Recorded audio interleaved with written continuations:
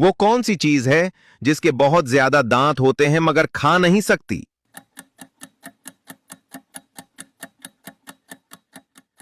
सही जवाब कंघी।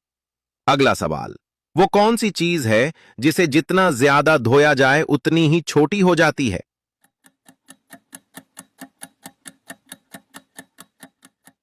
सही जवाब साबुन।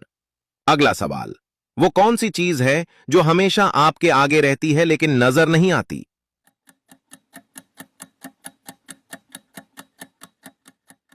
अपनी जहानत से इसका जवाब कमेंट सेक्शन में दें। अगला सवाल, वो कौन सा परिंदा है जो अपना घर दूसरों के घोंसले में बनाता है?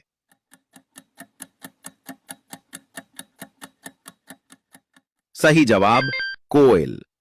अगला सवाल, वो कौन सी चीज है जो खुद नहीं बोलती मगर हर सवाल का जवाब देती है?